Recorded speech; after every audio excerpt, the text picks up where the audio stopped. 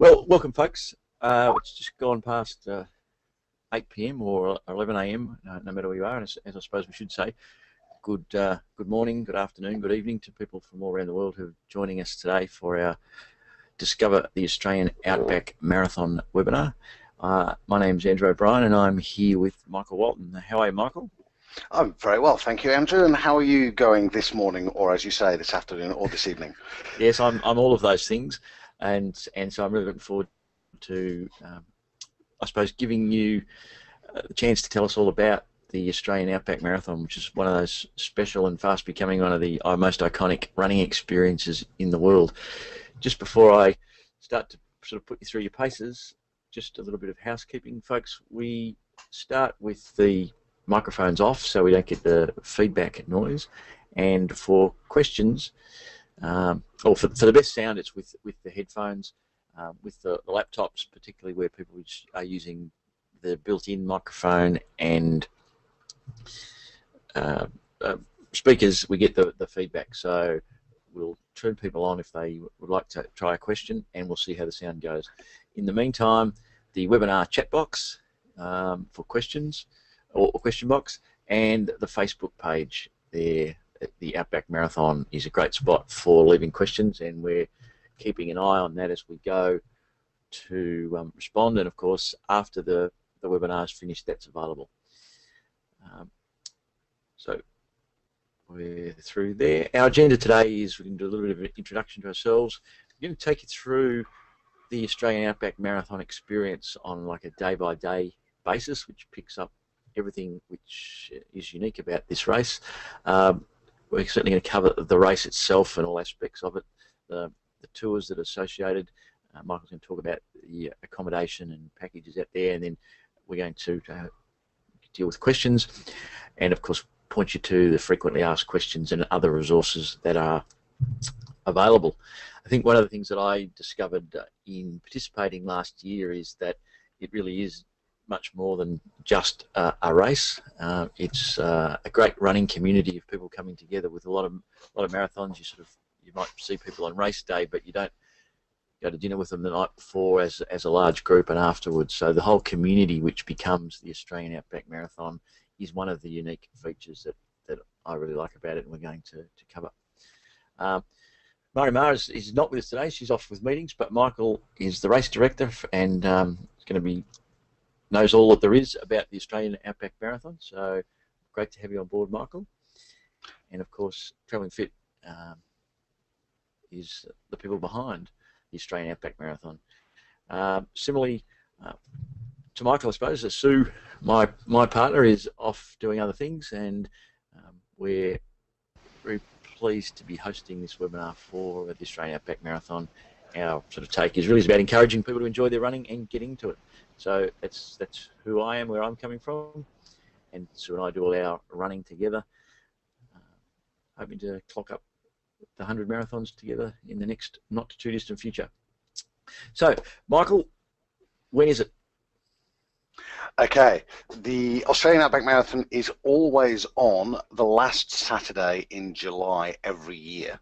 And the reason that we sort of picked it as the last Saturday rather than a specific date is obviously the dates always change, so it doesn't matter on your calendar basically when you're looking for the race. Is always the last Saturday, and this year it's on the 27th of July as race date. Okay, which is great, particularly for people planning into the years ahead, that you know that it's always going to be at that last of the month. So in terms of location, it really is Central Australia. It's right out there in the middle. I think people sometimes think it's at Alice Springs, but it's a couple of hours from Alice Springs, and you actually fly into the Ayers Airport. Is that right, Michael? Yes, you do. You fly to Connellan Airport. It is a very popular misconception, and we do have people, I have to say, every year who happily book a package, get very, very excited, and when they notify us of their flight details, we have to politely inform that Alice Springs is 450 kilometres away. So there is Connellan Airport, which is where you fly into, which is actually at Ayers Rock. It's only 6 kilometres away from the resort itself. So Yeah, it is quite a remote place, and one of the interesting things about Uluru, which is the resort area, which is obviously just outside of the national park, is it really is almost the geographical centre of Australia. And it's one of the interesting things. You've got this huge monolithic rock that really is, it's a landmark right in the middle of the continent. It's quite weird, the placement.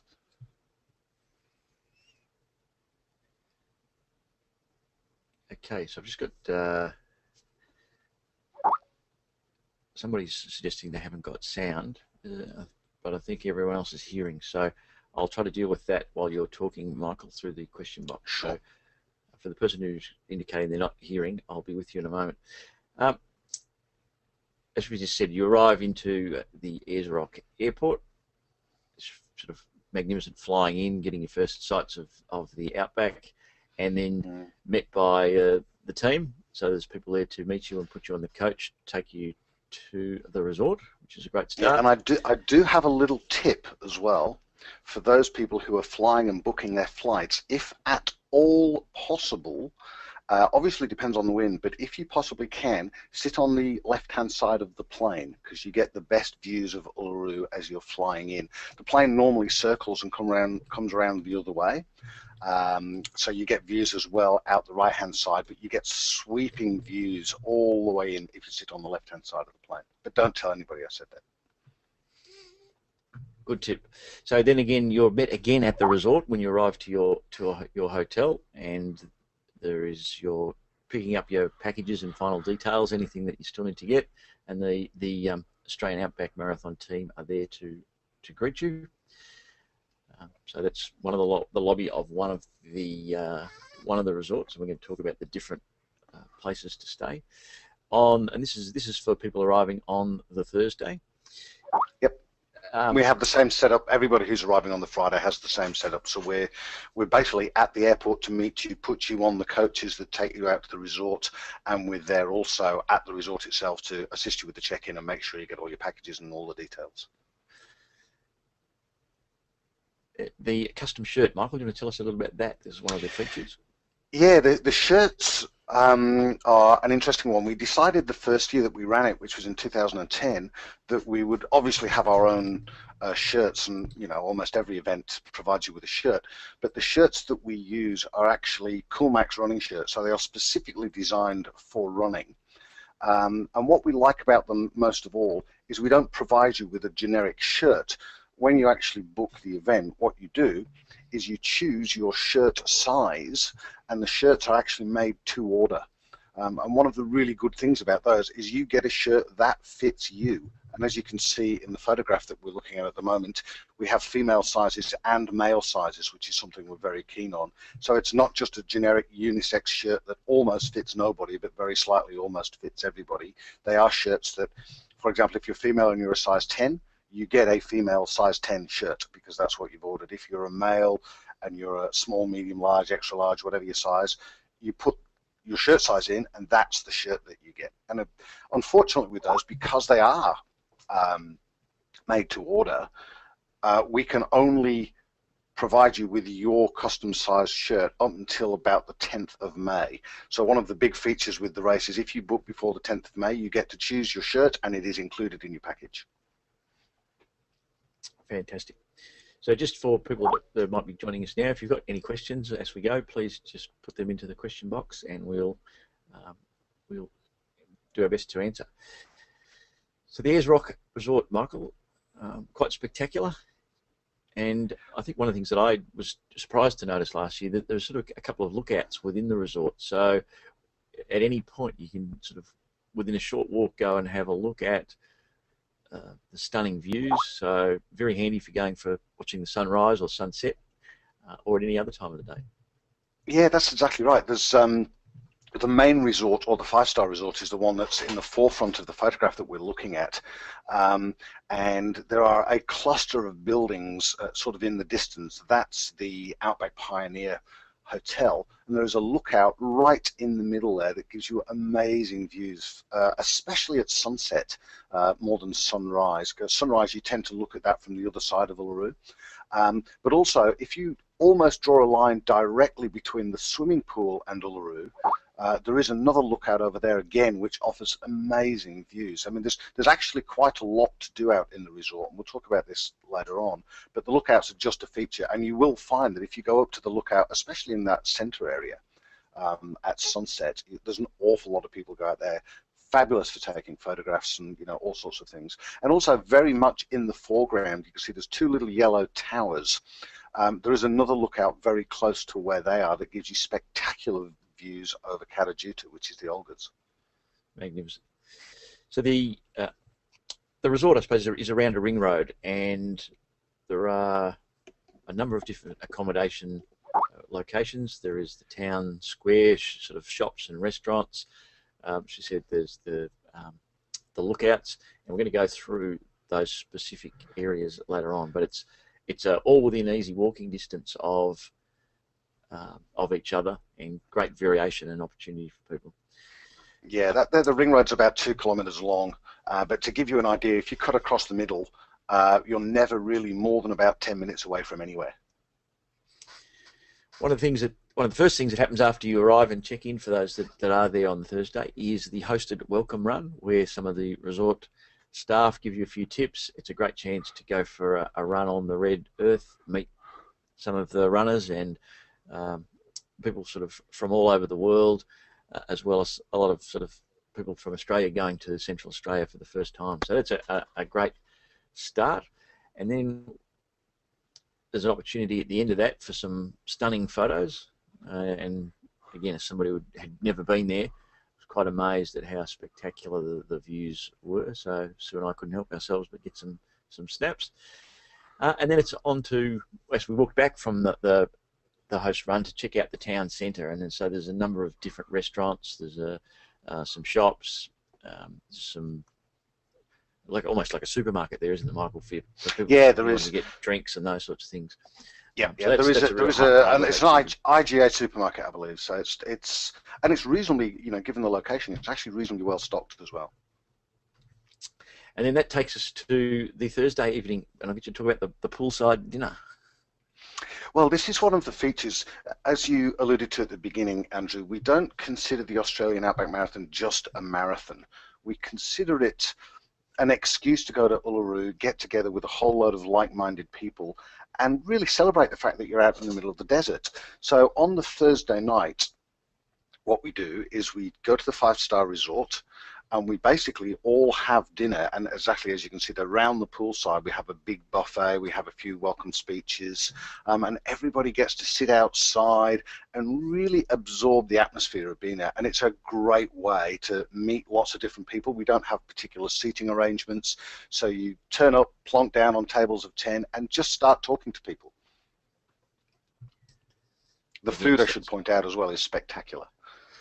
It was particularly, I think, meeting people from all around Australia and all around the world was one of the exciting things, and that sort of marathon running community starts to grow that you so often don't get.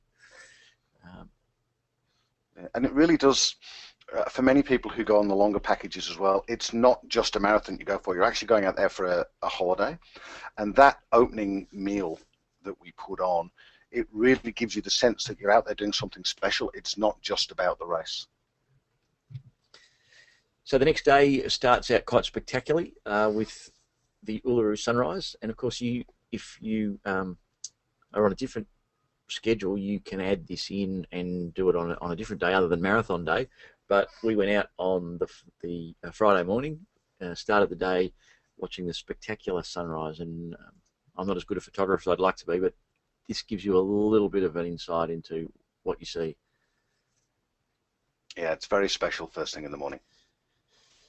And then after the actual sunrise, you then get a chance to go and get up close with the rock. And some people choose to sort of just get out, have a look, stay with the coach and go to the cultural centre.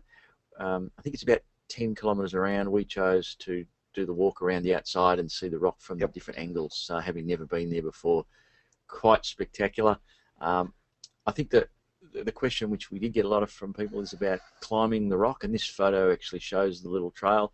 It's not encouraged, and in fact I think a lot of the times it's too windy, so the day that we were there it was closed for safety reasons anyway. So Yeah, there are lots of reasons that they closed the rock. Obviously, it's a very culturally sensitive area as well, and the local Ananu indigenous population do request that you don't climb. They don't stop you from climbing, but both they and we as well. We don't actually encourage people. We don't stop you from climbing, obviously. We don't encourage it because it is a fairly sensitive area. But as Andrew mentioned, the best way to see Uluru is not from the top of it. It's to actually walk around it. It's quite remarkable, just the different shades and formations you see in the rock. And there is a phrase that's used quite a lot in the Northern Territory, that the worst view in the Northern Territory is on top of Uluru because it's the only place you can't see Uluru. So we don't encourage people to get to the top of it. We definitely encourage people to go around it and see what it's all about. So from there, it's via the cultural centre and back for lunch, bit of a rest, whatever you choose to do. And by this point, anyone who's coming in on the Friday have arrived. And then there's a couple of hours of merchandise, checking registrations. I know last year there were some people who had come in family groups, and somebody who hadn't decided to run decided at the last minute, yes, I think I'll see if I can get in and do the 6K or the 11. So there's opportunities on availability to do that. And then that takes us into the opening ceremony to get you to talk about, Michael. Yeah, the opening ceremonies, for those that are coming, I won't give away too many of the secrets, but what we do is we get everybody together. Obviously everybody is welcomed, and then we have lots of different greetings. We like to share some of the stories that basically our participants have shared with us, and generally let you know what's going on if there are any last minute changes, because often there are. We are in the middle of the desert, let's not forget. There are often different things that we have to do, but we put a few little surprises on for you. We do have a proper, I don't know whether you have a slide of that, Andrew, we do have an Indigenous welcoming ceremony for you as well. Yeah, it's quite good fun, but we get everybody together and just let you know exactly what's going on. I don't have the ceremony, but then we go on to the race briefing, the pasta dinner, and from the pasta dinner, that's kind of the end of the evening, and we're on to the race. So in terms of the distances, we have I'll start down to what we have: a 6-kilometer fun run, which is the green. We have an 11-kilometer fun run, which is the blue, a half marathon, which is the black, and the red, obviously, which signifies the red earth, is the full marathon distance. And I should point out as well that the marathon and the half marathon, we have had those courses AIMS certified. It is actually not possible to certify the distance exactly on an off-road course, but they have been measured, and I can assure you that if you do the marathon, you will have done at least 42.195 kilometers. So race morning, bus takes you out. Yeah, that's where we all gather. We go out to race morning. We get there about 7 o'clock. We try and get everybody on the buses at about 6:45, and it's a 10 to 15 minute hop out. It's not actually very far. It's about 4 kilometers away from the resort is the start and finishing area. And as you can see, it's quite well set up. We've got lots of tables and chairs, and we'll have canopies out there. And the reason that we get everybody there at about 7-ish, and again, we do have a couple of little musical surprises for you out there, but sunrise, the first sun hits the Uluru itself at about 7:30, so you get to see the sun coming up from the race start, which is quite magical. Of course. And again, this map is available on the Australian Outback Marathon website. Just put it in here to show that it's there, rather than to give us this, be able to read it too well. But give us a bit of an overview, Mike. Yeah, it's as you can see, the start finishing area is down towards the bottom. You would have seen in the previous picture, you can see Uluru very clearly in the background. Uluru is about 8 kilometers away. The course itself does not go into the national park, nor does it go around Uluru, and we need to make that very clear. As we were saying before, Uluru is huge. It's nearly 4 kilometers in length, and it's 365 kilometers high.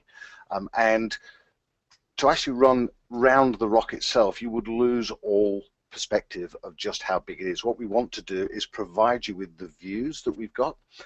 So the course, the marathon and the half marathon travel together basically the majority of the way around, right up until, as you can see, there's a spot there we call Busy Bee Corner because there's an awful lot of people running around that particular corner in different directions.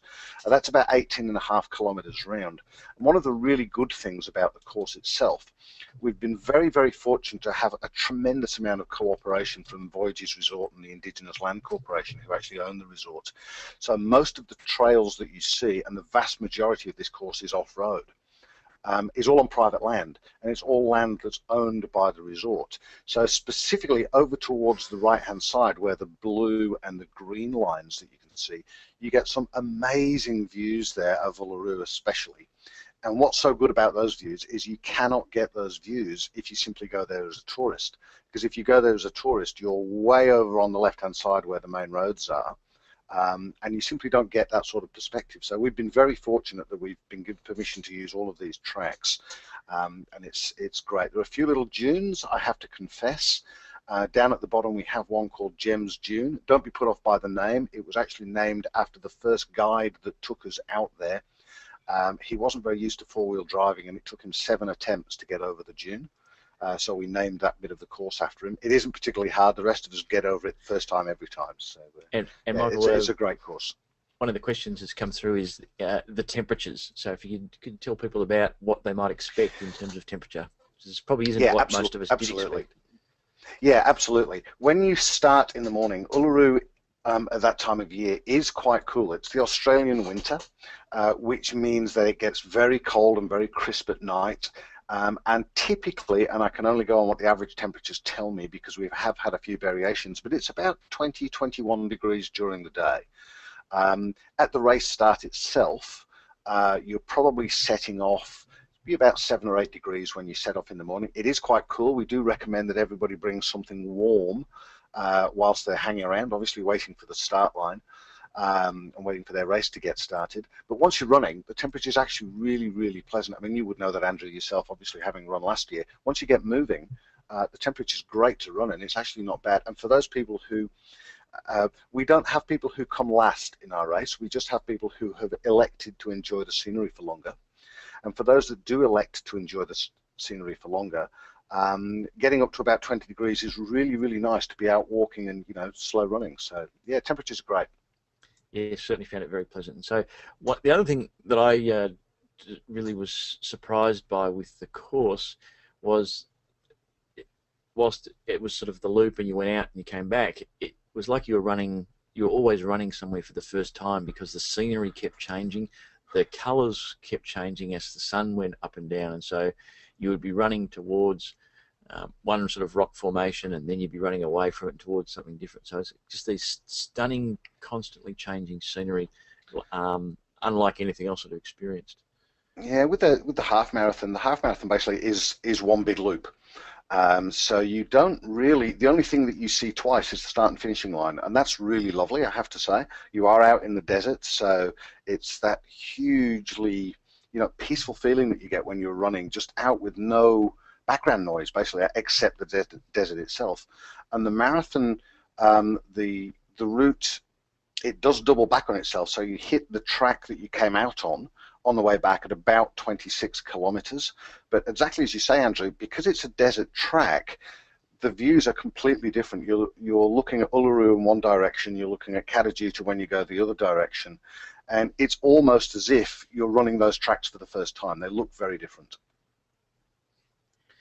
And one of the things you do, Michael, is photography for people. And can you tell us a little bit about how that works? Yeah, many people who have run would have heard of marathonphotos.com. They're the world's largest marathon photography company. And we've been very pleased every year, and this will continue this year, obviously, to have them with us. The photograph that you see is just a photograph that they took. We have a helicopter that goes up and takes the aerial shots that you see. We have 3 or 4 photographers out and about on the course, so there's lots of photography out there.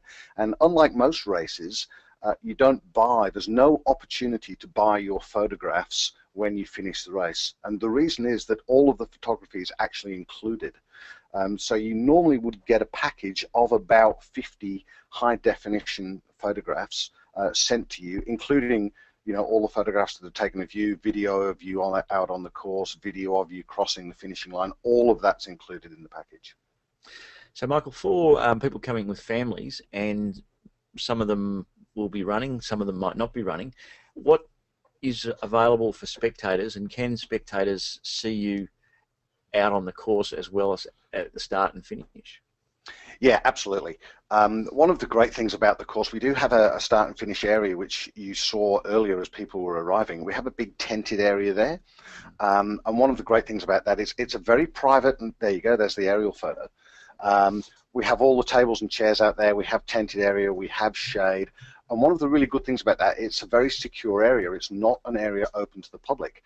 So if you have, young children with you, they are, of course, more than welcome to run. But it's a very safe and secure area for young children to hang around. Great for families. We do encourage everybody to actually get out and, even if you're not a runner, enter one of the 6-kilometre or the 11-kilometre races and walk around. You've got 8 hours to do it. So yeah, so for families it's perfect, we think. And just jump back there. So that was on the course. Aid stations. One of the runners' perennial questions. What's the story there? Yeah, you would think that because we're out in the desert, we don't provide very many facilities. That's actually not the case. We have a drink station every 3 kilometres for the marathon and the half marathon.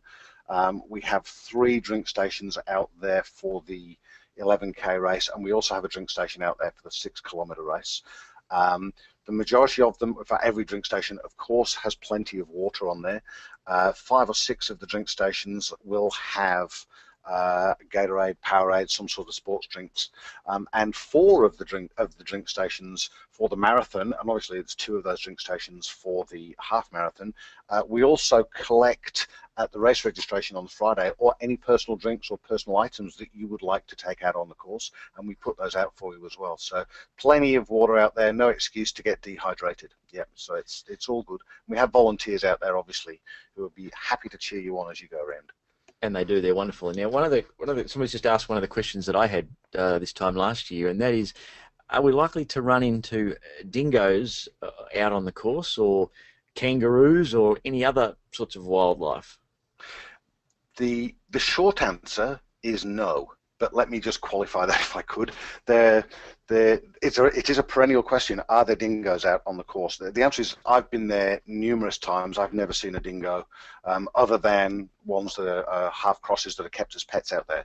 There are very, very few wild dingoes. You don't get kangaroos out in the centre of Australia. And the reason that you don't is it's too dry. There's not enough water for them. So you don't see kangaroos hopping around. What you might possibly see, however, are wild camels. There are a lot of wild camels. There's over 1 million wild camels in Australia, and a lot of them are in the central desert. So there is a chance that you'll see wild camels, but I've never seen anything out there that would stop me running. Snakes? Never seen one. There are snakes, apparently. They do tell me that there are snakes out there. But like most wild animals, snakes will avoid you at all costs if they possibly can. And it tends to be the case that a snake will be lying there. If it hears a noise and they can feel the vibrations in the earth from a long way away, they'll get out the way.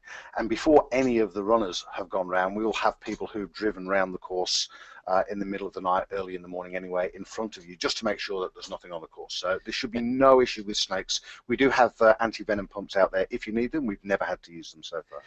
And it all is, as you said before, it's on pretty much a gravel, little bit of dirt road. So it's not as if it's an off-trail type thing. It's a lot of work you do on safety. And I was going to ask you to just tell us a little bit about some of the things you do to look after the runners. Yeah, just to go back to the course, it is there are sandy trails, there are some fire trails that we use. We've got a couple of kilometres of road that we use, and you can see just a little bit of it there. But they are all regularly used tracks and trails that we're on. We're not actually bush bashing. We're not going through areas that we're not supposed to be going, and we're not doing anything to disturb the pristine areas. So they are all trails.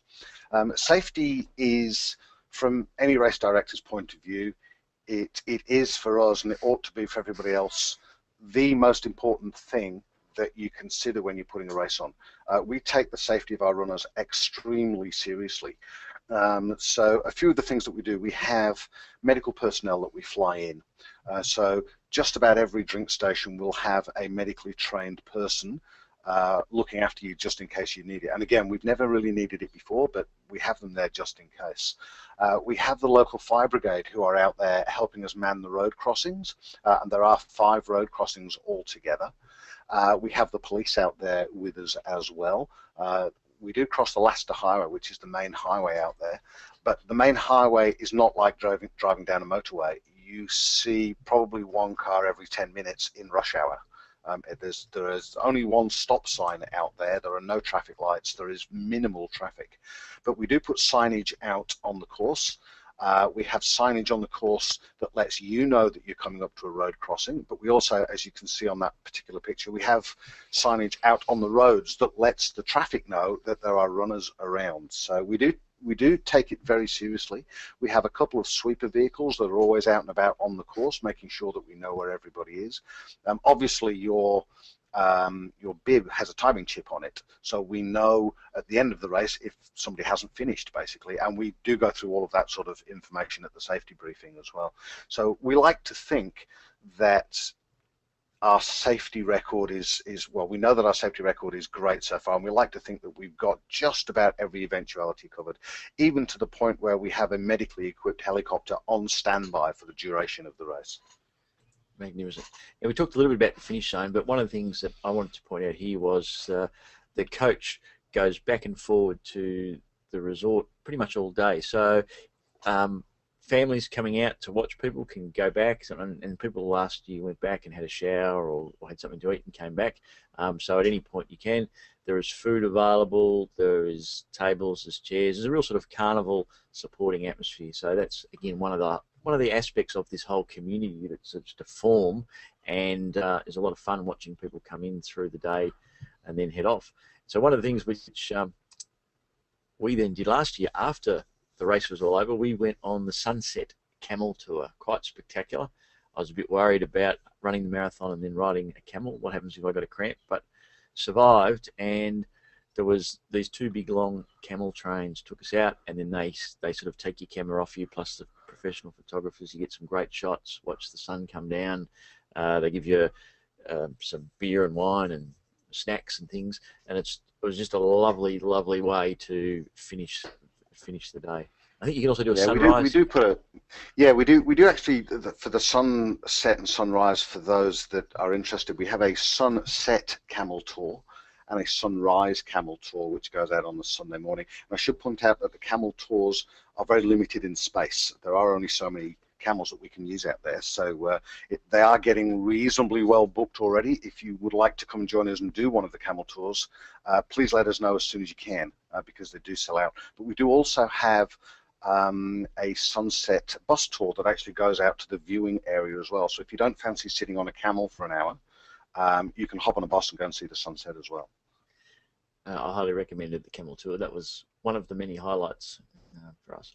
So race night, we've got people from all around the world and people with different desires. So for some people, race night is early to bed and rest.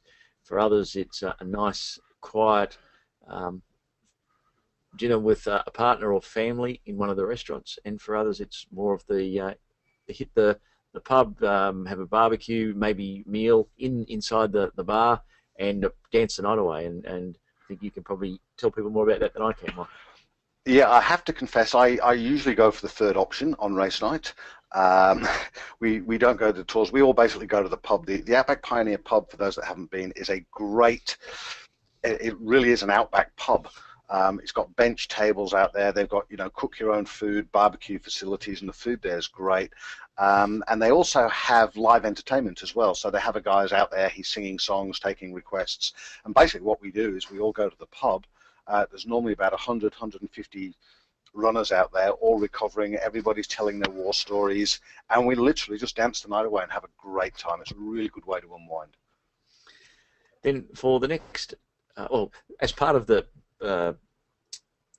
post-race celebration last year, and I suspect most years, we have some people who are trying to join what's known as the Seven Continents Club, and it was 3 last year that this was their 7th marathon, and there was a special ceremony where they were presented with their medal. So people celebrating in lots of different ways, and again, that's what better way to get your 7 continents than at the Australian Outback Marathon. Next morning, for those that would like some water aerobics or restorative yoga, something I didn't realise until recently, the power of restorative yoga as a post-race recovery thing is quite impressive. And so there are a couple of options there the next morning. Some choose to take it easy with a bit of a sleep in, others a gentle walk, but very nice in the pool for some yoga to get the legs moving again. And then the afternoon... And I should just point out as well, Andrew, that the pool is a great way to get the acid out your legs in the morning. On the Sunday morning, everybody who does it raves about it afterwards. It's surprising how many people think, oh, we'll just lie in bed and not worry about it. If you actually get out in the pool, stretch your legs, do a little bit of yoga with Sue, it really does help your recovery. And then off for a tour. Tell us all about this one. Well, this is a great one. What we're looking at there are the domes of Kata Tjuta, or the Olgas. And what Kata Tjuta has, which absolutely blew me away the first time that I did it, it has a walk called the Valley of the Winds. Kata Tjuta is about 50 kilometers away from the Ayers Resort. It's still very visible. It's quite a hike out there, but you go out and you do this amazing walk, which quite literally takes you right into the middle of these domes to one of the most amazing lookouts I've ever been to in my life, to be honest with you. It's right in the middle of this huge rock formation, and it's about a 4-hour walk around. It's quite gentle, it's not very challenging at all, but it's spectacular. And I have to confess that the Valley of the Winds walk is actually my favourite walk when I'm out there. I've done it several times now. Yeah, that was quite spectacular. And the coach drivers who take you out are particularly knowledgeable, tell you all the background and answer all your questions. So then it's the celebratory dinner, also I think known or famously around the world as the Sounds of Silence dinner. So tell us all about this one, Michael. Yeah, just the Sounds of Silence dinner is an outdoor hosted meal, and the meal itself is so good it's now got a permanent place in the Australian Tourism Hall of Fame, would you believe? It's that well known. It genuinely is as good as hopefully that photograph gives you an idea of what it looks like. It's a fully catered, if you like, outdoor buffet. It's 5-course gourmet food. All your alcohol is included, not that as runners we ever drink very much, as I'm sure you would understand. You basically, what we do is we take you out to the middle of the desert, we feed you, we wine and dine you obviously, then we turn all the lights out. It's quite a remarkable thing to have all of the lights out when you're in the middle of the desert, for those that haven't experienced it before, because there's no ambient light. And you suddenly realize that there are stars above your head that you just didn't know existed. They're quite amazing. The Milky Way, for example, when you're where I live, for example, we have Sydney very close by, so it has a lot of light. So the Milky Way is this just faint splash of light above your head. When you're in the middle of the desert and there is no ambient light around you, the Milky Way is a white line across the sky. It's quite remarkable. It really is the Sounds of Silence dinner. I would encourage anybody to come and do it with us. It's one of the things that you go away remembering as the highlight. It's not just the race. You go away thinking, wow, that was spectacular. So I just had a little bit of a glitch there in the background on the thing. So the next thing I want to talk about was the Kings Canyon tour. So I'll get you to... Yeah, Kings Canyon, again, is one of those very famous areas. It's about a 3.5, 4-hour drive away from the Ayers Resort. And what we do with that one is we put you on a bus very early in the morning. And the reason that we do that is we want you to get out to Kings Canyon itself and enjoy it whilst you're there. There are some amazing things. Kings Canyon is I guess the equivalent, it's the Australian equivalent of the Grand Canyon. It's just this huge fissure in the middle of the desert. But because it's in the middle of the desert, you would assume that it's dry. It's actually not. There's a lot of water down there. There's some great walks down there. There are, now I'm going to get this wrong, is it cacti or cacti down there that you just don't see anywhere else. You get to go and have lunch, and then we bus you back in the evening. But it's a superb tour. It really is another one of those highlights that you walk away thinking, wow, I'm glad I did that. yeah, we were quite amazed that every tour we went on was like, wow, I can't believe this is better than the rest. And then we got to Kings Canyon, and for those people from Australia particularly would be aware of the Qantas choir commercials where the children's choir goes up in the outback. This peak on the left of this photo, that's actually the location where that, I suppose it's an iconic Australian commercial for Qantas has been shown. And so this, we just on the webinar can't possibly do justice to the sights and scenery, but it is a truly spectacular location. So the accommodation, Michael, sort of we've done the course, we've done the tours. So there are a number of accommodation options. First one. Yep, Cells in the Desert. Cells in the Desert. There used to be six accommodation options. There are now 5 because one of the hotels has been turned into staff accommodation, I'm pleased to say, and a training centre. But Cells in the Desert is the 5-star resort that's out there, and there are 3 levels of 5-star accommodation. There's a suite that you can book, which is truly spectacular. I'd quite like to stay in that myself one day. There are some terrace rooms which basically overlook this pool area. And then there are also they call them superior rooms. They really are superior. The Cells in the Desert hotels just had a $37 million facelift. And it looks spectacular. This is the pool area that you're looking at the moment, and the area under the sails is where we had the dinner on the Thursday evening. Very central to everywhere. We tend to use the Cells in the Desert Hotel as our base because that's where the majority of guests stay. But as we say, nowhere's really more than about a 10-minute walk away. So great hotel, lovely location. Okay, next one. The Desert Gardens Hotel.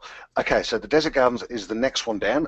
However, it doesn't mean it's actually a less room. There are some of the deluxe rooms in the Desert Gardens. As you can see, they're quite large. There are 2 double beds in there, and there's still plenty of room to move around. But the deluxe rooms have this most amazing view going out over towards Uluru. And what you can't quite see in this particular picture is about the 3 or 4 kilometre mark of the marathon course is basically running past your window. So again, great hotel, great location. There's a fantastic restaurant as well called White Gums in the Desert Gardens Hotel. Okay.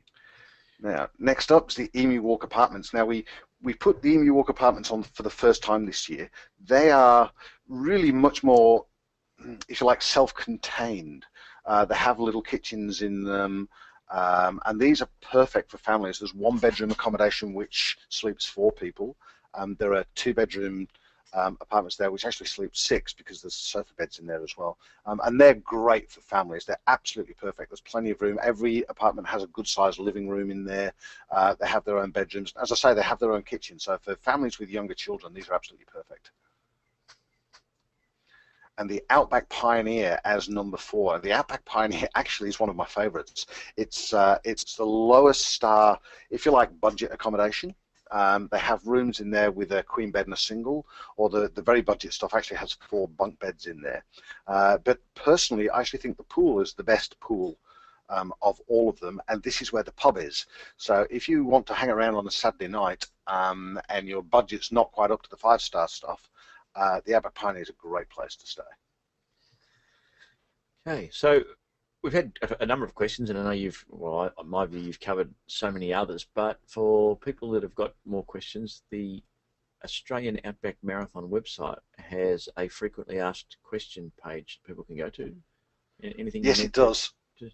Yeah, the only thing to note on there is most of the questions that I hope that we've covered today hopefully are on there. We've got about 30 or 40 of the questions we've been asked over the last couple of years are actually on the page. So if you do have any questions, obviously that should be your first port of call. You can obviously contact us anytime, so we're happy to answer any questions that you've got, but most of the information that you would need about the race can be found there. Okay. Now there are a number of different packages and choices. I might get you just give us a quick overview of some of the differences. Yeah, we've tried to put together different packages to cater for not just different budgets, but also people's different time availability. So we'll start at the top, which is our Platinum package. That's a 6-day, 5-night package that includes everything that we've talked about today. So there's almost nothing else that you would need to pay when you're out there. You book yourself in and we take care of all the details. We meet you off the plane, all your breakfasts are included, most of your meals are included, most of your tours are included. Simply spectacular. If you've got enough time, that's definitely the one that we'd recommend. The Diamond is slightly shorter. You still arrive on the Thursday, but rather than leaving on the Tuesday as the Platinum package does, you actually leave on the Monday. So what you don't do is the Kings Canyon tour. The Gold and the Silver are both 3-night packages for those that are a little bit time poor. The difference between the two of them is the Gold package includes the Sound of Silence dinner on the Sunday night. So you would arrive on the Gold package on the Friday, you're there the Friday, the Saturday and the Sunday night, you leave on the Monday. The Silver is designed for those that basically can't take the Monday off. So you arrive on the Thursday, Friday, Saturday and then you fly out on the Sunday morning. And the Red Earth is again for those that really love to come and do the race but only have the weekend. So that's arrive on a Friday and leave on the Sunday. But again, everybody gets to go to the carbo load dinner. Everybody gets to do the race. Everybody's breakfasts are included. All your transfers are included. So there's none of the packages where you're not fully looked after. So next, I'm going to get you to just tell us a bit about what's in and excluded from the packages. But we are heading towards the end of our time. So if anyone has got any other questions, now is a good time to type them in for us or onto the Facebook page, and we'll also give you the contact for Michael afterwards if you've got more questions or would like to follow up. So what's included, Michael? Okay, so basically, as it says on the screen there, you've got your transfers from Ayers Rock Airport to the hotel and obviously back to the airport when your package is finished. All your accommodation is included, your breakfast is included, the pasta party is included, your celebration is included for those that are on the Platinum, Diamond and Gold, and obviously the Thursday night dinner as well for those that are with us on the Thursday night. And there are lots of tours as well, I should mention, but I won't go specifically into all of the tours because that depends on the itinerary that you're on. But just about everybody gets a tour out to go and see Uluru, or that's excluding the Red Earth package simply because that's a time constraint. We don't really have a lot of time to get you out there and back. There is time, however, to book yourself on the Sunrise tour on the Sunday morning if you should want to, depending on when your flight goes.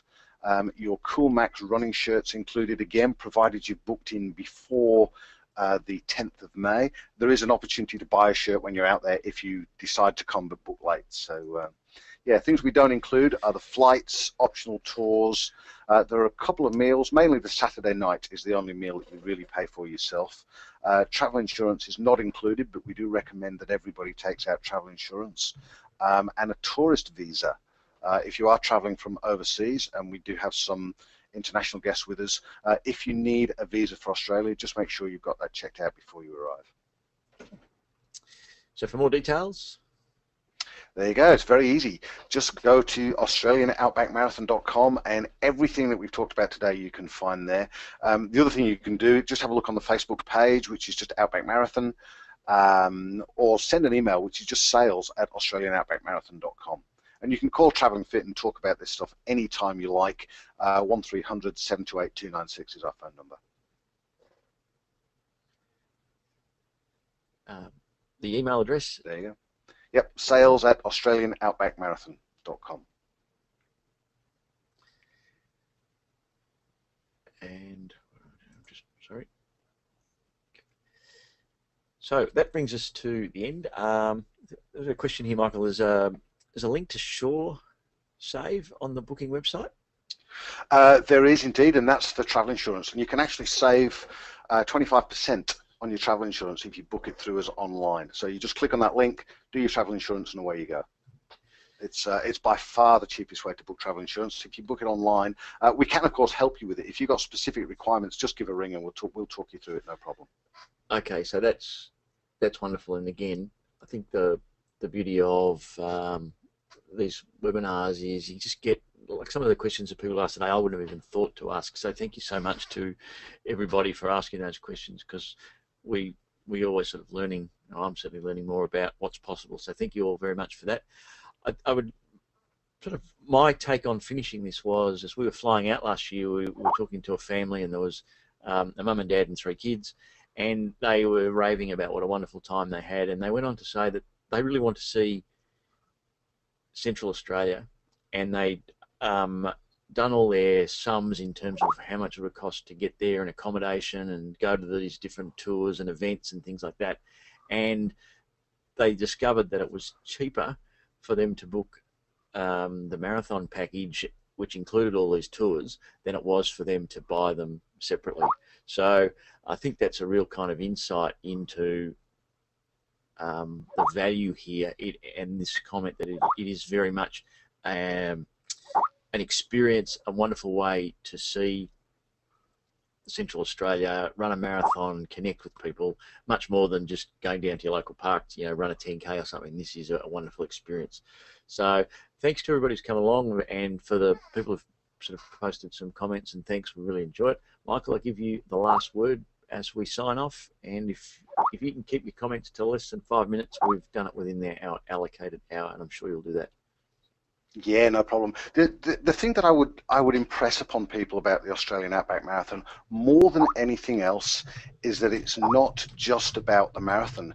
It's about going out to Uluru and having all of the experiences that you can have while you're out there, and as part of that you also get to run a marathon in what we think is one of the most unique places on the planet.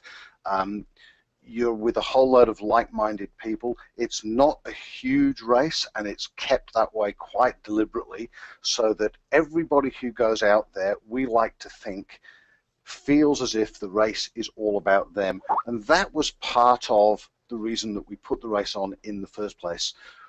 We've all run races where basically we're nothing other than a bib number. The Australian Outback Marathon, you are never a bib number. You're a real person running a real race, and we like to think that the whole experience really is all about you. So if you get the opportunity, do come and join us. You'll have an absolute ball. Okay, thanks very much, Michael, and thanks very much everyone for coming along. We have recorded this, so if you want to replay it, send it to friends, family, then you'll be able to access the link and check it out again. So as Michael said, to the AustralianOutbackMarathon.com for more information, and also to Facebook. The Outback Marathon page is a great way for interacting with other people and asking you questions. So thanks a lot, Michael, and thanks everybody, and we'll see you next time. Absolute pleasure. Thanks, guys, and hopefully we'll see you soon.